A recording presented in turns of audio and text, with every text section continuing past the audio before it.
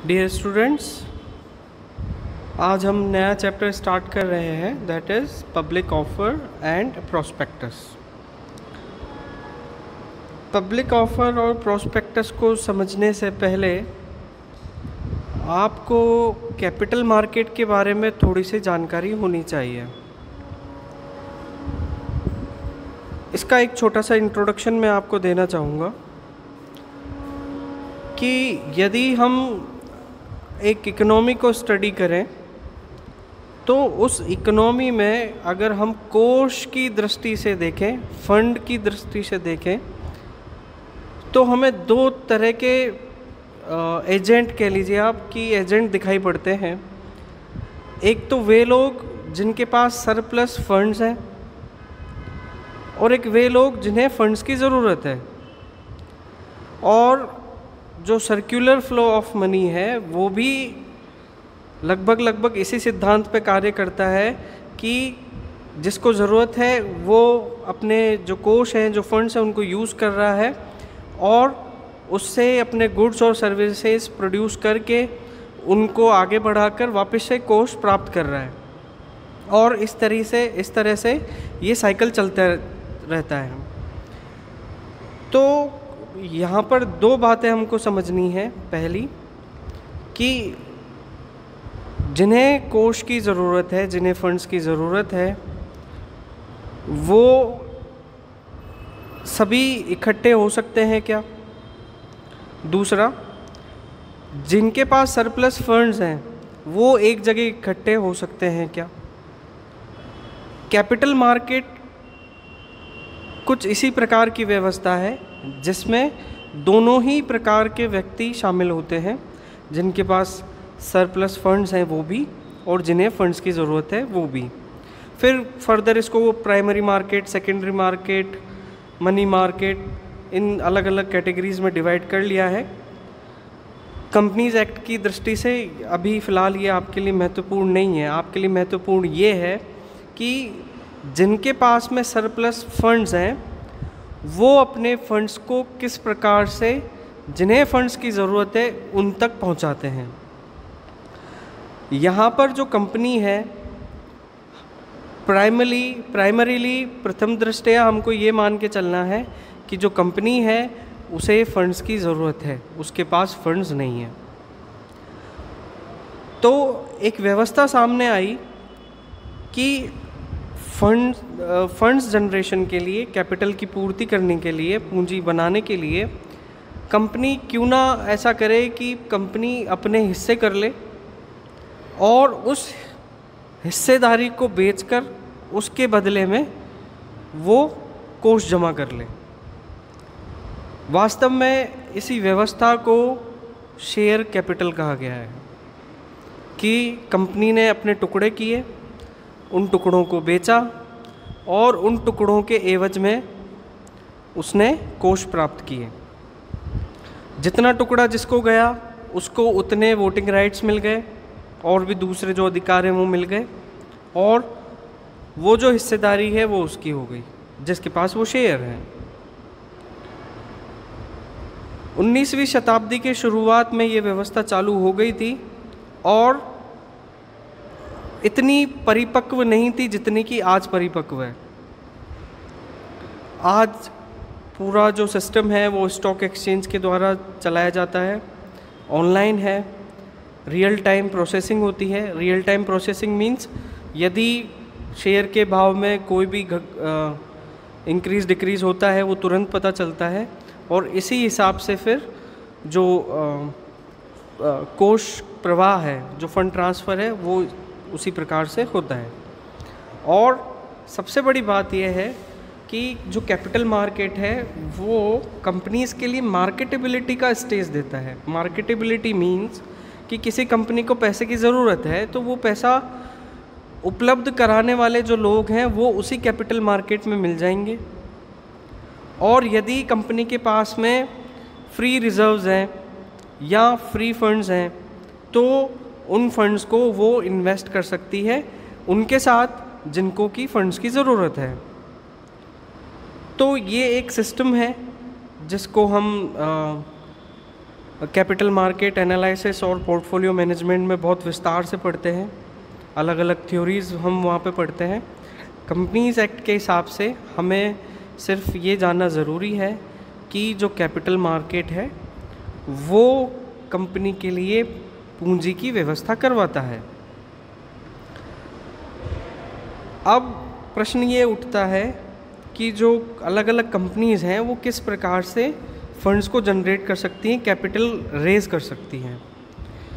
तो हम डिस्कस करते हैं अब issue of securities by public companies. अब यहाँ पे सिक्योरिटीज़ का आप मतलब समझें। सिक्योरिटीज़ का अगर मैं आपको सरल भाषा में समझाऊं तो सिक्योरिटीज़ का मतलब होता है रसीद। किस बात की रसीद? कि कंपनी ने अपनी हिस्सेदारी बेची और उस हिस्सेदारी के बदले पैसे ले लिए, फंड्स ले लिए, तो कंपनी ने उस फंड्स लेने की एक रसीद आपको दे दी कि ये आप रसीद रखिए, ये शेयर आपका है और इससे जुड़े हुए जितने भी राइट्स हैं वो आपके हैं। अब ये सिक्योरिटीज़ नाम क्यों दिया गया? ये सिक्योरिटीज़ नाम इसलिए दिया गया क्योंकि ये हाईली लिक्विड होती हैं, इनमें तरलता बहुत ज़्यादा होती है। क्योंकि कैपिटल मार्केट अब पूरी तरह से लगभग परफेक्ट मार्केट की कंडीशन है, क्योंकि ये सूचना पर आधारित होता है। थोड़ी सी सूचना, अगर हम एफिशिएंट मार्केट हाइपोथेसिस का अध्ययन करेंगे तो हम पाएंगे कि जो परफेक्ट मार्केट है वो सूचना आधारित होता है, तो छोटी सी सूचना भी मार्केट को प्रभावित करती है। तो वहाँ पर तरलता की बहुत ज़्यादा ज़रूरत भी होती है और तरलता स्वयं भी आ जाती है, क्योंकि सूचना यदि नेगेटिव हुई तो लोग बाग अपने फंड्स को सुरक्षित करने के उपाय ढूंढेंगे, और अगर सूचना पॉजिटिव हुई तो लोग बाग उसमें इन्वेस्ट करने के रास्ते ढूंढेंगे। तो यहाँ पर जो सिक्योरिटीज़ है वो बहुत ज़्यादा हाईली लिक्विड है, तरल बहुत है, जिनका आसानी से ट्रांसफ़र किया जा सकता है। तो जो कैपिटल मार्केट है उसने मार्केटेबिलिटी प्रदान करी हमें और लिक्विडिटी प्रदान करी। तीसरी चीज़ जो प्रदान करी, जो बहुत ज़्यादा इम्पोर्टेंट है, दैट इज़ ट्रांसफरेबिलिटी। मान लीजिए आज दिनांक 30 सितंबर को मैंने किसी कंपनी में 10 रुपये का निवेश किया, किंतु कल 1 अक्टूबर 2020 को मुझे उन 10 रुपये की ज़रूरत पड़ी। तो यदि कैपिटल मार्केट नहीं है तो मैं ख़रीदार ढूंढूंगा कि मैं अपनी सिक्योरिटीज़ किसको बेचूं। लेकिन क्योंकि यहाँ पे कैपिटल मार्केट है तो मुझे ख़रीदार को ढूंढने की ज़रूरत नहीं है, ख़रीदार स्वयं ही अवेलेबल रहेगा और वो जैसी भी सिक्योरिटी है उसको वो ले लेगा और मुझे मेरे 10 रुपये प्राप्त हो जाएंगे।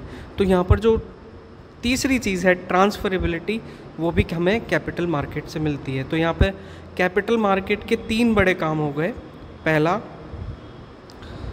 मार्केटेबिलिटी, दूसरा लिक्विडिटी, तीसरा ट्रांसफरेबिलिटी।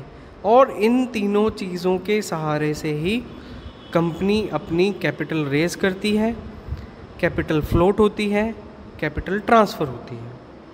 तो इस तरीके से सिक्योरिटीज़ का जो एक एग्जिस्टेंस है वो कुछ इस प्रकार है। अब जो पब्लिक कंपनीज़ होती हैं, क्योंकि हमने कैटेगराइज कर रखा है कंपनी को अलग अलग कैटेगरीज़ में, तो जो पब्लिक कंपनीज़ हैं वो अपनी जो सिक्योरिटीज़ हैं उन सिक्योरिटीज़ के थ्रू किस तरह से कैपिटल जनरेट करती हैं, उनकी क्या क्या वेज़ हैं। 4 तरह की वेज़ हैं। पहली, थ्रू प्रॉस्पेक्टस, क्रय विवरण के द्वारा वो सिक्योरिटीज़ इशू कर सकती हैं और बदले में फंड इकट्ठा कर सकती हैं। दूसरा, through private placement. Private placement means company खुद डिसाइड करेगी कि खरीदार कौन होंगे उन सिक्योरिटीज़ के। तीसरा है बोनस इशू। बोनस इशू की बात हम बाद में करेंगे। और तीसरा है राइट इशू। राइट इशू की भी बात हम बाद में करेंगे, क्योंकि ये पब्लिक ऑफर के ही प्रकार हैं लेकिन थोड़े अलग प्रकार हैं। अब बात आती है प्राइवेट कंपनीज़ की। प्राइवेट कंपनीज़ में थ्रू प्रॉस्पेक्टस नहीं होता है, बाकी तीनों चीज़ें होती हैं। प्राइवेट प्लेसमेंट होता है, बोनस सिक्योरिटीज़ को इशू करके फ़ंड जनरेट कर सकते हैं, और राइट इशू हो सकता है।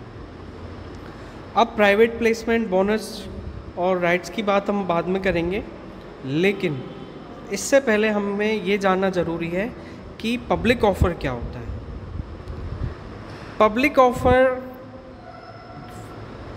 एक ऐसा अनाउंसमेंट है, एक ऐसा जनरल अनाउंसमेंट है जिसमें कि कंपनी ये कहती है कि आप हमारे कंपनी की हिस्सेदारी खरीदिए और उसके बदले में आपको एक पर्टिकुलर अमाउंट चुकाना होगा और उसके बदले में कंपनी अपनी सिक्योरिटी आपको दे देगी। और क्योंकि कंपनी नई भी हो सकती है, पुरानी भी हो सकती है, तो डिपेंड करेगा कि वो इनिशियल पब्लिक ऑफ़र है अथवा फर्दर पब्लिक ऑफ़र है। इनिशियल मतलब शुरुआती, फर्दर मतलब एक के बाद एक। तो कंपनी ये आपको ये डिसाइड करके बताती है कि कंपनी अपने फ्यूचर प्रॉस्पेक्ट्स के लिए जो फंड इकट्ठा कर रही है, यदि आपको कंपनी की उन चीज़ों में विश्वास है, आप चाहते हैं कि आपके फंड्स की ग्रोथ हो, जिसमें कि कंपनी बताती है कि ग्रोथ किस प्रकार से होगी, वास्तव में वो होगी या नहीं होगी वो तो फ्यूचर प्रॉस्पेक्ट है और यही रिस्क है।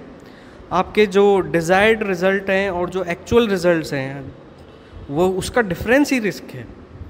तो यही रिस्क कैपिटल मार्केट की रिस्क है, जिसको हम कभी कभी एक सिस्टमेटिक रिस्क भी कह सकते हैं। और जो कंपनी एक्स्ट्रा इम्पोज करती है रिस्क, वो अनसिस्टमेटिक रिस्क होती है। उसके बारे में भी हम बाद में विस्तार से पढ़ेंगे। लेकिन जब कंपनी पब्लिक ऑफ़र शुरुआत में लेके आती है, जब कंपनी नई होती है, उसके जो ऑपरेशंस हैं वो नए हैं या फ्यूचर में स्टार्ट होने वाले हैं, तब उसको कहा जाएगा इनिशियल पब्लिक ऑफरिंग। कि कंपनी शुरुआती एक ऑफ़र दे रही है पब्लिक को, जिसमें कि वो पब्लिक से पैसा इकट्ठा करेगी और अपने शेयर्स को बेचेगी। यदि कंपनी पुरानी है, उसके एरिया ऑफ ऑपरेशंस पुराने हैं, या वही कंपनी नए एरिया ऑफ ऑपरेशंस के लिए वापस से कैपिटल जनरेट करना चाह रही है, फिर वो पब्लिक ऑफ़र करती है, तो उसको हमने कहा है फर्दर पब्लिक ऑफरिंग। अब जो पब्लिक कंपनीज होती हैं वो प्रोस्पेक्टस के थ्रू ये सब काम करती है। क्रय विवरण एक डॉक्यूमेंट बनाती है जिसमें वो सारा ब्यौरा देती है कि हम ये करेंगे, इस तरह से ऑपरेशंस होंगे, इतना हमारा जो इन्वेस्टमेंट रहेगा, इतना इन्वेस्टमेंट का हम यूटिलाइजेशन इस प्रकार से करेंगे, और भी सारा पूरा ब्यौरा देती है वो उस क्रय विवरण में। उसके बाद में पब्लिक उसको पढ़ती है। पढ़ने के बाद में यदि पब्लिक उस पर विश्वास करती है तो वो उसके शेयर्स को परचेज़ करती है। जो नहीं करते, जो विश्वास नहीं करते, जो रिस्क नहीं लेते, वो नहीं करते हैं। तो यहाँ पे बाध्यता किसी प्रकार की नहीं होती है। जो फर्दर पब्लिक ऑफरिंग होती है उसमें भी किसी प्रकार की बाध्यता नहीं है। लेकिन जो इन्वेस्टर्स हैं वो अपने हिसाब से एनालाइज करते हैं कि उनको पर्टिकुलर कंपनी के ऑपरेशंस में इन्वेस्ट करना है अथवा नहीं करना है।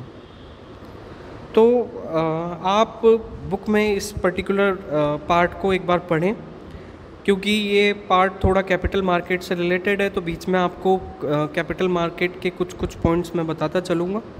आज के लिए इतना ही। Thank you.